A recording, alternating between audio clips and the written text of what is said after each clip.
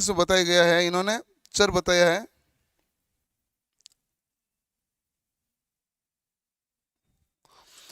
एक तो है चर रिलक्टेंस, स्थायी चुंबक और हाइब्रिज किसके मूल प्रकार है, ये बताइए भाई, जल्दी से बताओ।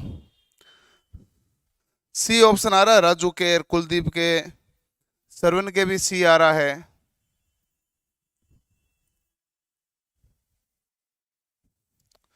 सी सी सी चल रहा है, किसी के ए चल रहा है। रिलक्टेंस मोटर है, वो यूनिवर्सल मोटर तो है नहीं, प्रतिकर्षण मोटर भी है नहीं। प्रतिकर्षण मोटर आप भूल गए हैं। प्रतिकर्षण मोटर तो आपके पास क्या कहलाती है?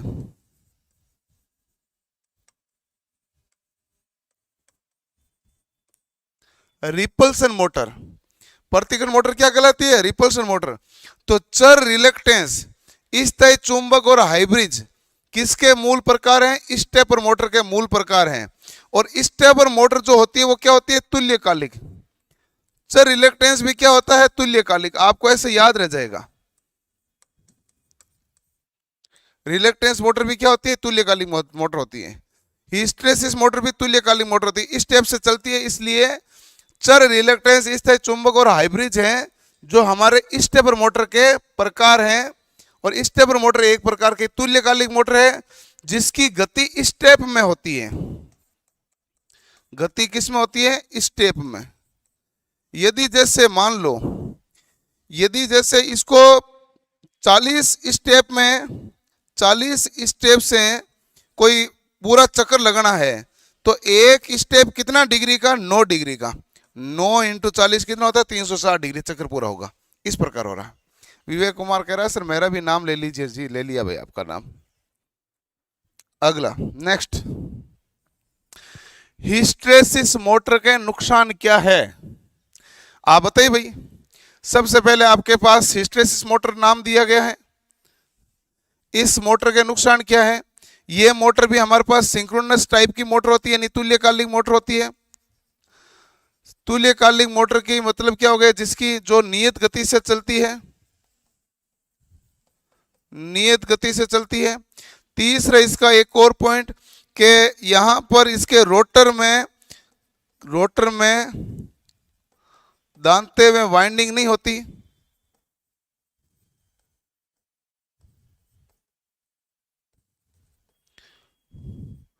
रोटर हमारे पास किसका बना होता है? क्रोम स्टील का, जिसमें अणु स्थिति बार बार परिवर्तन करते हैं। किसका बना है? क्रोम स्टील का। अब हिस्टेरेसिस मोटर को देखो और आप ये देखो कि इस हिस्टेरेसिस मोटर में हमें क्या नुकसान है। ये कह रहा है हिस्टेरेसिस मोटर है उसकी दक्षता कम है, कम ही शक्ति गुणांक है, कम ही आघूर्ण है और बहुत ही छोटा आकार है। दूसरा, उच्च गति, उच्च आघूर्ण, भारी शुल्क, भारी वजन। देखो उच्च गति है, उच्च आघूर्ण है तो ये नुकसान में नहीं आता ना, तो इसलिए ये तो है नहीं। भारी वजन नुकसान में आता तो उच्च गति नुकसान में आती नहीं है। कम दक्षता, कम गति, उच्च आघूर्ण, बड़ा आकार। बड़ा आकार नहीं होता, आकार तो छोटा होता है। बड़ा आकार गलत है। आकार क्या होता है भाई? छोटा होता है। और इसका आकार छोटा है इसीलिए तो ध्वनि उत्पादन में काम में लिया जा रहा है। इसीलिए तो आप विद्युत घड़ियों में काम ले रहे हो, तो आकार तो इसका क्या है? छोटा है। कम दक्षता, उच्च गति। गति ज्यादा है। गति तो हमारे पास जो है वो नियत चलेगी। उच्च गति कैसे? उच्च आघूर्ण, भारी शुल्क नहीं। ए ऑप्शन करेक्ट है। यदि उच्च गति, उच्च आघूर्ण है तो वो ये तो आता नहीं नुकसान। देखो कम दक्षता है, पावर फैक्टर भी कम होता है और कम ही टॉर्क है। गति क्या है? नियत है और आकार में छोटा होता है। आकार में छोटा होता है तो आकार में छोटा होना नुकसान है नहीं। वैसे बाकी सारे क्या है? हिस्टेरेसिस मोटर के नुकसान है। आकार में छोटा होना ऐसा नुकसान है नहीं। क्लियर है कि नहीं है? ये ध्यान रखना। दक्षता कम होती है, पावर फैक्टर कम होती है, टॉर्क भी कम होता है। तो ये आप इसका हिस्टेरेसिस मोटर का ध्यान रख सकते हैं। टॉर्क कम और इसका जो एफिशिएंसी है या दक्षता है वो भी कम होती है और शक्ति गुणांक भी कम होता है। चलो अगला हमारे पास आता है नेक्स्ट 18 नंबर क्वेश्चन। ध्यान से देखना भाई। इस स्टेपर मोटर का अनुप्रयोग किसमें होता है? कौन सी मोटर का अनुप्रयोग पूछा गया भाई? इस स्टेपर मोटर का अनुप्रयोग किसमें होता है? हेयर ड्रायर में। हेयर ड्रायर में जिस मोटर का हम प्रयोग करते हैं उसका नाम है shaded pole motor. Shaded pole motor का। अब मिक्सर एंड ग्राइंडर, इसमें जिसका प्रयोग करते हैं ना, इसका नाम है यूनिवर्सल मोटर। मैं आपको समझा रहा हूं, यहां पर किसका प्रयोग किया जाता है? यूनिवर्सल प्रयोग। यूनिवर्सल मोटर की गति तो लोड के व्युत्क्रम रहती है, और स्टेपर मोटर तो हमारे पास क्या है? जो नियत गति से चलता है। तो ये तो हुआ नहीं। अब exhaust fan motor. Exhaust fan motor होती है ना, ये एक प्रकार की हमारे पास कैपेसिटर मोटर है। कौन सी मोटर होती है? कैपेसिटर मोटर है। तो बताइए स्टेपर मोटर कौन सी है जो स्टेप में चलती है? स्टेप में कौन चलती है? प्रिंटर। जैसे एक लाइन, अब तो लेजर प्रिंट आ गए, पहले क्या होता है? सारे प्रिंटर एक लाइन आई, फिर अगली, फिर अगली, फिर अगली। फैक्स मशीन भी ऐसे करते हैं, ऐसा एक स्टेप चला चर टाइप हुआ, अगला चला चर टाइप हुआ, ऐसा होता है ना। तो ये हमारे पास स्टेप में चलती है। ऑप्शन कौन सा करेक्ट हो गया? डी। तो हेयर ड्रायर तो शेडेड पोल मोटर होती है, exhaust fan motor capacitor motor होती है, मिक्सर एंड ग्राइंडर जो है आपका यूनिवर्सल मोटर होती है। तो बच्चा कौन है? Printer and fax machine.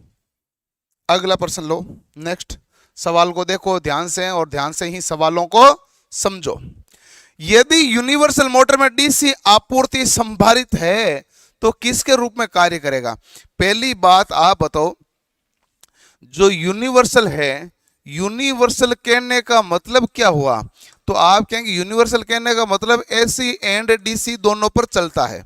इसके अंदर क्या होता है? कम्यूटेटर होता है। इसके अंदर क्या होता है? कम्यूटेटर होता है। अच्छा, कम्यूटेटर होने के कारण क्या होता है? जो भी हमारे पास डीसी मोटर होती है, जो भी हमारे पास डीसी मोटर होती है, उसको लगातार ज्यादा समय तक चला लिए तो ये ज्यादा हीट देती है। इससे ऊष्मा क्या प्रदान करती है? अधिक। ऊष्मा क्या देती है? अधिक।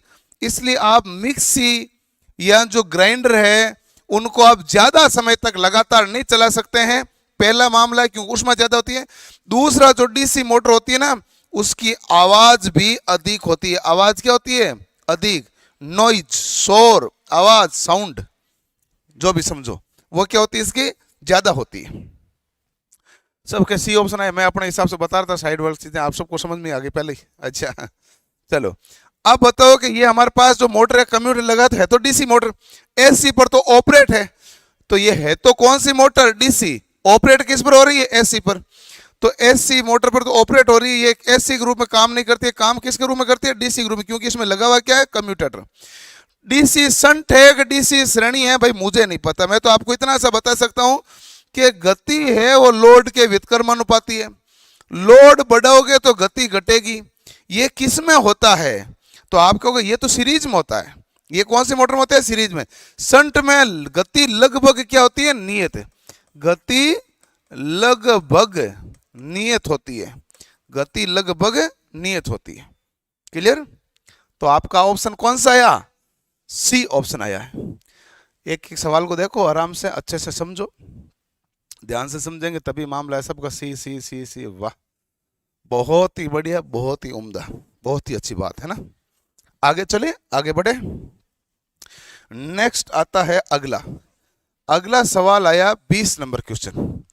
स्टेपर मोटर की तरंग उत्तेजन के परिणाम स्वरूप क्या होता है? स्टेपर मोटर में जो पल्स एक्साइटेशन है, तरंग में उत्तेजना है, तो उस तरंग उत्तेजना के फल स्वरूप क्या होता है? और यहां यह कह दो कि सोपान कोण या सोपानी कौन सा होता है? सोपान कोण या सोपानी कौन सा होता है? स्टेपर मोटर में तरंग उत्तेजन, तरंग का मतलब हो गया पल्स एक्साइटेशन। पल्स एक्साइटेशन के कारण क्या होता है कि अर्ध सोपानी होता है। ये क्या हो जाता है भाई? अर्ध सोपानी हो जाता है। सर ट्विटर अभियान चलाना चाहिए। अच्छा जी, सूक्ष्म सोपान नहीं, पल्स एक्साइटेशन के कारण अर्ध सोपानी आ जाता है, और पल्स एक्साइटेशन के कारण ये गति करना प्रारंभ कर देता है। पल्स एक्साइटेशन के कारण गति करना प्रारंभ कर देता है। क्लियर? चलो, पल्स एक्साइटेशन देंगे तभी स्टेपर मोटर क्या करेगा, गति करना प्रारंभ करेगा। अगला सवाल, एकल फेज प्रेरण मोटर इस पर काम करती है। सिंगल फेज मोटर अनंत मतलब अनंत पावर फैक्टर, अनंत पावर फैक्टर ये कह रहा है इनफाइनाइट पावर फैक्टर, तो इनफाइनाइट तो पावर फैक्टर होता ही नहीं है। पावर फैक्टर होता क्या है आप जानते हैं, इसके बारे में बहुत सारी चीजें। पावर फैक्टर किसे डिफाइन करते हैं भाई, कोस फाई से। मान क्या होता है, 0 से 1 के बीच। अच्छा, अब ये हमारे पास कौन सा मोटर है, इंडक्शन मोटर। कौन सा मोटर है भाई, इंडक्शन मोटर। इंडक्शन मोटर है और इंडक्शन का मतलब हो गया गुण कौन सा है, एल, और एल के कारण हमारे पास पावर फैक्टर सदैव ही क्या करता है, लेगिंग। कैपेसिटर होता है तो ये क्या करता है, लीडिंग। तो बताओ इंडक्शन के कारण क्या करेगा, लेगिंग करेगा। तो एक तो ये गलत हो गया, एक लीड गलत हो गया। अब हमारे पास दो ऑप्शन और पड़े हैं। तो अब दो ऑप्शन को देखो ध्यान से कि एक है 0 और एक है 0.6। 0 ये इसका मान कब होगा, जब हमारे पास कोण कितने डिग्री का बने, 90 डिग्री का। कोण कितने डिग्री बने, 90 डिग्री का। तो यहां पर 90 डिग्री का कोण बने, 90 डिग्री का तो होता है शुद्ध इंडक्टर, वो तो शुद्ध प्रेरक होता है। और यहां पर शुद्ध प्रेरक तो होता नहीं है, इसमें तो क्या होता है, साथ में लोड कनेक्टेड होता है। तो ये भी गलत हो गया। हमारे पास कौन सा आ गया, 0.6 पावर फैक्टर लेगिंग। और वैसे भी इंडक्शन के कारण पावर फैक्टर क्या आएगा, सदैव ही लेगिंग आएगा। यदि कैपेसिटर वाला होता तो हम क्या कर देते हैं, लीडिंग कर देते। इंडक्टर क्या आएगा, लेगिंग आएगा। सर एमपीटीयू में आया था ये क्वेश्चन। जो भी मैं क्वेश्चन आपको करा रहा हूं वो कोई ना कहीं आया है, आप चिंता मत करना। जो भी मैं आपको सवाल करूंगा वो कहीं ना कहीं आया है।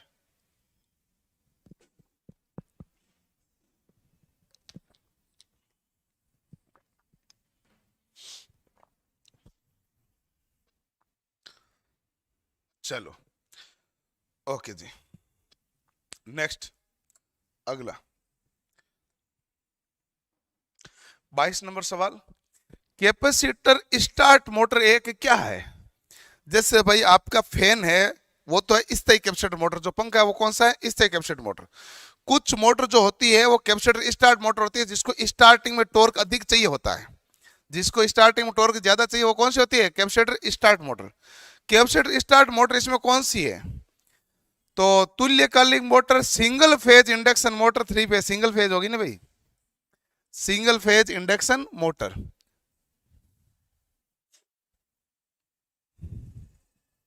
हाँ सिंपल है भाई, सिंगल फेज इंडक्शन मोटर।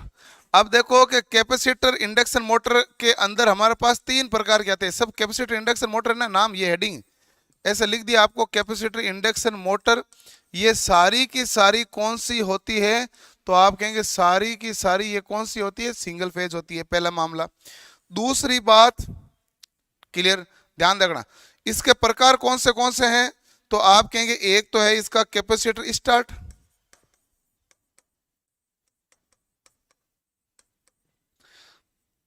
और दूसरा है स्थायी कैपेसिटर। इसको आप कैपेसिटर स्टार्ट, कैपेसिटर रन भी कह, नहीं सर ये है कैपेसिटर स्टार्ट इंडक्शन मोटर, प्रेरण मोटर कह सकते हैं। एक होता है capacitor start capacitor run.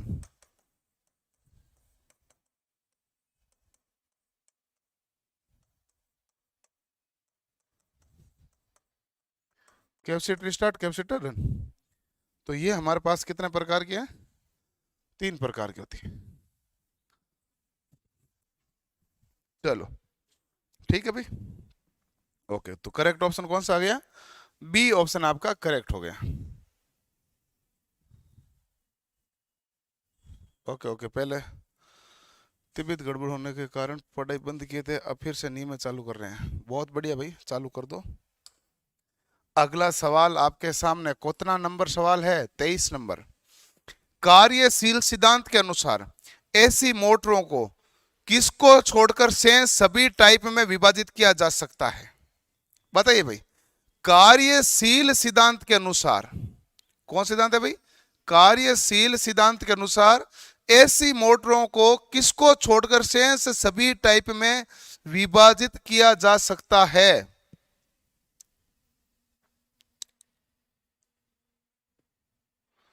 Slip ring motor होती है जी, होती है। प्रतिकारित मोटर होती है। ऐसी मोटरों को शंट में नहीं किया जा सकता। किया जा सकता है क्या? शंट में नहीं किया जा सकता। तो हमारे पास 23 नंबर क्वेश्चन में आंसर आएगा बी। स्टेप में चलती है, स्टेपर मोटर होती है, स्लिप रिंग में काम करती है, प्रतिकारित मोटर भी होती है, लेकिन शंट मोटर हमारे पास कौन सी मोटर है? DC motor. ये हमारे पास कौन सी मोटर है? डीसी मोटर है। शंट मोटर हमारे पास एक प्रकार की कौन सी मोटर हो जाती है? तो आप कहेंगे शंट प्रकार की मोटर एक हमारे डीसी मोटर हो जाती है। बराबर? मीनाक्षी मीना नहीं सर जी, बताओ क्या हुआ? डी प्रतिकारित है। अब प्रतिकारित पता नहीं किसका नाम इन्होंने दिया है, रिपल्सन का दिया। रिपल्सन तो प्रतिकर्षण होता है, उसी को प्रतिकारित बोला होगा। प्रतिकारित क्या है? प्रतिकारित वही हो सकता है sir. Twitter campaign for TG2। देखो आप TG2 के लिए कैंपेन चलो, हम उसमें आपका सहयोग करेंगे, साथ देंगे निश्चित रूप से। रामबाण में गलती सुधार की सर PDF कहाँ मिलेगी? हमारे ट्विटर नहीं सॉरी हमारे टेलीग्राम पेज पर। ट्विटर क्या, हमारे टेलीग्राम पेज पर, हमारे टेलीग्राम पेज में मिल जाएगी। चलो जी ठीक है, हो गया मामला। न्यूमेरिकल की क्लास कब से स्टार्ट करोगे? अभी देखो कि कोई परीक्षा तो है नहीं बड़ी जो भी स्टार्ट करूं। अभी बस ये स्टार्ट की है, तो धीरे धीरे मैं स्टार्ट कर दूंगा, क्योंकि आपको पता है डेंगू होने के बाद में कई दिन तक तो शरीर में बहुत कमजोरी रहती है। इस कारण तो मैं ये क्लास ले नहीं रहता ज़्यादा, क्योंकि ऑलरेडी जो एप की क्लास है वो भी तो लेनी पड़ती थी, उनकी भी बहुत ज़्यादा छुट्टियां हो गई थी। तो फिर अब थोड़ा सा ठीक होने लगा तो ये वापस क्लास लेने लग गया, ताकि मैं भी एक्टिव रहूँ। मुझे मज़ा आता है सुबह सुबह पढ़ाने में, बहुत आनंद आता है, इसलिए मैं सुबह पढ़ाना हमेशा ही चाहता हूँ। चलो ओके ठीक है। वहाँ क्या सर्च करना पड़ेगा? सर्च कर लो, नहीं तो वो रामायण का नया एडिशन आया उस समय, उसमें जाके डॉक्यूमेंट में चेक कर लो, मिल जाएगी आपको। निम्न में से रामबाण करेक्शन करके नाम लिखा हुआ, रामबाण करेक्शन करके फाइल का नाम है, उसमें निम्न में से कौन सा एक प्रकार का मोटर है जिसमें आवश्यक फेज स्प्लिटिंग, मतलब फेज को विभाजित करने के मोटर द्वारा निर्मित किया जा सकता है? उसमें रोटर पर क्षेत्र कुंडली, ध्रुव और एक स्क्विरल केज प्रकार का रोटर होता है। बताइए किस में होता है ये? FHP मोटर में, स्टेपर मोटर में, प्रतिकर्षण मोटर में, shaded pole single phase motor. कौन सा एक प्रकार का मोटर है जिसमें स्प्लिट परिणन द्वारा निर्मित किया जाता है, मतलब फेज को स्प्लिट करके निर्माण किया? उसमें रोटर पर क्षेत्र कुंडली, ध्रुव और एक स्क्विरल केज प्रकार रोटर होता है। ये शेडेड पोल में होगा भाई। ऐसा किस में होगा? ऐसा शेडेड पोल में होता है। शेडेड पोल मोटर में हम क्या करते हैं कि दो को हम बांटते हैं,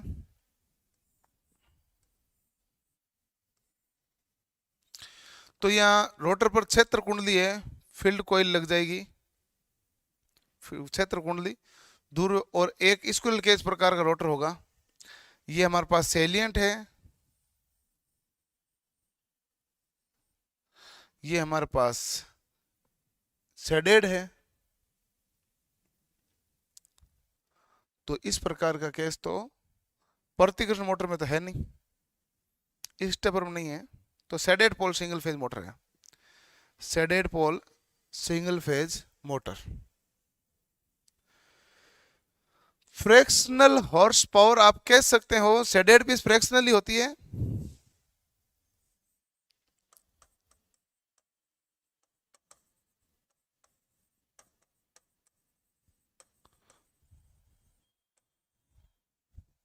तो ये जो है ना, ये भी खुद भी फ्रैक्शनल है, ये खुद भी फ्रैक्शनल हॉर्स पावर है।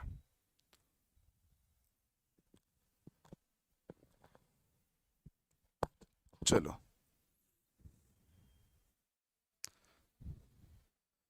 ओके, अगला सवाल आता है नेक्स्ट 25वां। यूनिवर्सल मोटर जिसका उपयोग खाद्य और पेय मिक्सर में किया जाता है, में कई गतियां होती हैं। गति चयन, मोटर के भीतर स्थिति निम्न में से किस तंत्र द्वारा किया जाता है? सवाल पढ़ना ध्यान से, इतना टफ नहीं है लेकिन ध्यान से पढ़ना भाई। यूनिवर्सल मोटर जिसका उपयोग खाद्य और पेय मिक्सर में किया जाता है, बिल्कुल किया जाता है। में कई गतियां होती है, 1 number point, 2 number point, 3 number point होता है ना भाई मिक्सर में। कई गतियों का मतलब यही हुआ, 1 2 3, कई गतियां होती है। गति चयन करनी है कि कितनी स्पीड में चलाना है। मोटर के भीतर स्थित निम्न में से किस तंत्र के द्वारा किया जाता है? जो गति चयन, आप बाहर से तो आप घुमा रहे हो रोटरी स्विच को, बाहर से तो आप रोटरी स्विच को घुमा रहे हो, अंदर से ये चीजें किसके द्वारा की जाती है? ये चीजें किसके द्वारा की जाती है बताइए भाई। सेंट्रीफ्यूगल मैकेनिज्म, प्रतिरोध, धारिता, टेपिंग फील्ड किसके द्वारा की जाती है भाई? टेपिंग फील्ड विधि के द्वारा। किसके द्वारा की जाएगी? टेपिंग फील्ड विधि के द्वारा। क्योंकि ये टेपिंग लगी होगी भाई, ये यहां पर कितना वोल्टेज देंगे, यहां कितना वोल्टेज देंगे, यहां कितना वोल्टेज देंगे, इसे क्या कहते हैं? टेपिंग फील्ड हो। तो ये बाहर, बाहर क्या लगा होता है? Rotary switch. बाहर तो हमारे पास रोटरी स्विच होता है, और अंदर क्या होता है मैकेनिज्म? तो अंदर मैकेनिज्म होता है हमारे पास टेपिंग फील्ड विधि। अंदर का मैकेनिज्म है टेपिंग फील्ड विधि।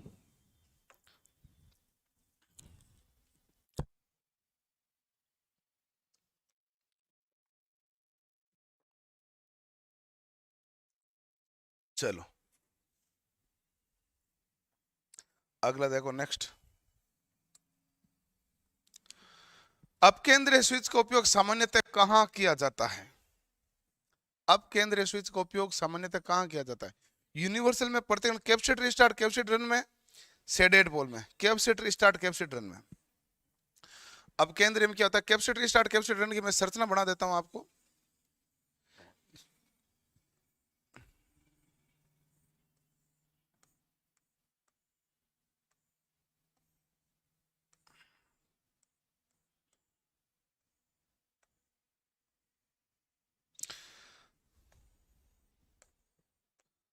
ये रोटर होता है, इस वाइंडिंग को कहते हैं मेन वाइंडिंग यानी मुख्य वाइंडिंग, और ये हमारे पास ऑक्सिलरी वाइंडिंग जिसे हम क्या कहते हैं? सहायक वाइंडिंग। ये हमारे पास जो कैपेसिटर है, ये हमारे पास इलेक्ट्रोलाइट होता है,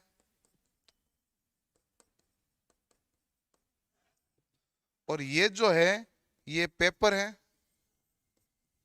ये जो लगा होता है अपकेंद्रीय स्विच होता है।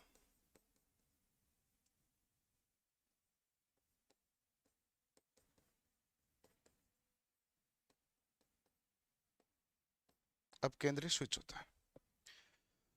तो हमारे पास क्या हो गया भाई? Capacitor start capacitor run motor. Clear? चलो देख लो ध्यान से पूरा।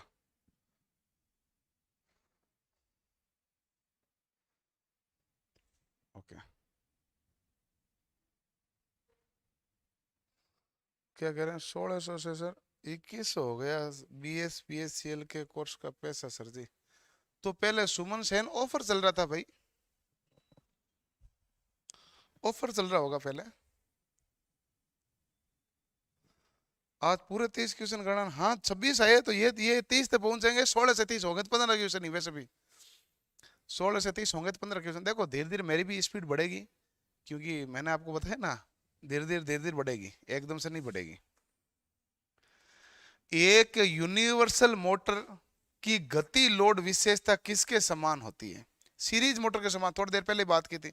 सीरीज मोटर में क्या होता है कि गति जो है वो लोड के व्युत्क्रमानुपाती होता है, जबकि इसमें गति क्या होती है? लगभग नियत। इसलिए हम क्या कहते हैं कि यूनिवर्सल मोटर हमारे पास कौन से प्रकार की है? तो आप क्या कहते हो? ये डीसी श्रेणी मोटर है। कौन सी मोटर है? डीसी श्रेणी मोटर है। कम्युलेटिव और कंपाउंड मोटर तो क्या है? दोनों का मिश्रण होता है। डिफरेंशियल कंपाउंड मोटर को हम कम यूज करते हैं। चलो भाई हो गया, बहुत बढ़िया। आगे बढ़े, धीरे धीरे एक एक सवाल को देखना है। प्रतिकर्षण मोटर में ब्रशों को जोड़ा जाता है, कैसे जोड़ोगे? रिपल्सन मोटर में जो कार्बन के ब्रश होते हैं उनको कैसे जोड़ते हैं? तो कल भी हम एक सवाल करे थे, उसमें आया था ये मामला। बीच में हमने कहा था कि ये रहा हमारे पास ब्रुश। इन ब्रुश को हम कैसे जोड़ते हैं भाई, ऐसे जोड़ दिया। अब इसको क्या है, बाहरी सप्लाई से जोड़ा नहीं, स्टेटर की वाइंडिंग से जोड़ा नहीं, जोड़ा एक दूसरे से जोड़ा जंपर तार की मदद से, बिल्कुल जी, एक दूसरे से जोड़ा, बिल्कुल जोड़ा। कौन से तार की मदद से, जंपर तार की मदद से, एक दूसरे से जोड़ा, कौन से तार की मदद से, जंपर तार की मदद से। इससे क्या हो गया, शॉर्ट सर्किट हो गया। क्या हो गया, शॉर्ट सर्किट। चलो अगला, एक प्रेरण मोटर का शाफ्ट किसका बना होता है। आपके पास आसान सवाल है कि इंडक्शन मोटर है, इंडक्शन मोटर का शाफ्ट किसका होगा। तो इंडक्शन मोटर का जो शाफ्ट है किसका बना होगा, इस्पात का। इस्पात का क्या बनेगा भाई, एक तो बनेगा शाफ्ट, कार्बन इस्पात का होगा भाई, और कास्ट आयरन का क्या बनेगी, बॉडी फ्रेम। एल्यूमिनियम हम कुछ नहीं बनाते हैं। जंग रोधी इस्पात और कार्बन इस्पात में हम क्या कहते हैं, कार्बन का इस्पात काम में लेते हैं।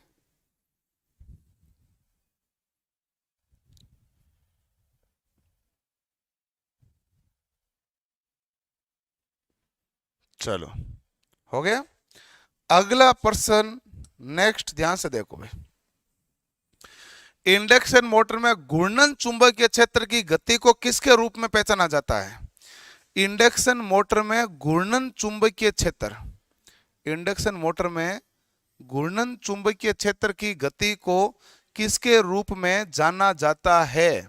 सर्पण गति, प्रभावी गति, शाफ्ट की गति या तुल्यकालिक गति, बताइए जल्दी से। सर्पण गति, प्रभावी गति, शाफ्ट की गति या तुल्यकालिक गति, किसके रूप में पहचाना जाता है।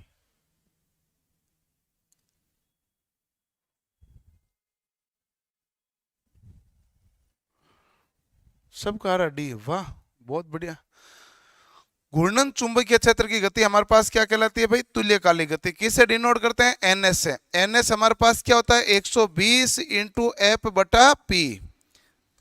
इस गति को हम क्या कहते हैं, तुल्यकालिक गति। ये होती है तुल्यकालिक। एक होती एन आर, इसे रोटर या मोटर की गति कहते हैं, रोटर या मोटर गति किसे कहते हैं, एन आर को। तो दो होता है, एक एन एस और दूसरा कौन सा है, एन आर। तो ये हमारे पास तुल्यकालिक गति कहलाती है। शाफ्ट की गति मोटर की गति होगी भाई, शाफ्ट की गति मोटर की गति है, इसको एन आर से डिनोट करोगे। क्लियर। पावर फैक्टर सुधारने के लिए कौन सा कैपेसिटर का उपयोग करते हैं, इलेक्ट्रोलाइट कैपेसिटर का उपयोग किया जाता है। ये मतलब कहां पर, जब हम कैपेसिटर स्टार्ट मोटर करते हैं तो इलेक्ट्रोलाइट कैपेसिटर करते हैं। इस तरह कैपेसिटर में जो करते हैं वो पेपर कैपेसिटर का काम में लेते हैं, तो पेपर कैपेसिटर काम लेते हैं, ठीक है ना। सर आज आपका आशीर्वाद से एक भी क्वेश्चन गलत नहीं, ये हमारा सौभाग्य है, बहुत अच्छी बात है, बहुत ही बढ़िया, आप मेहनत कर रहे हो और बहुत अच्छी बात है। जितने भी विद्यार्थी जुड़े हैं, कल हम आगे भाग पड़ेंगे और आपसे एक दरख्वास्त है कि आप इन सवालों को, जो आपने अभी पढ़े हैं जो सवाल, इन सवालों को ध्यान से पढ़ना, ध्यान से समझना। और दूसरी इंपॉर्टेंट बात यह है, जाते समय लाइक और शेयर जरूर करना। धन्यवाद जी, मिलते हैं अगली क्लास में।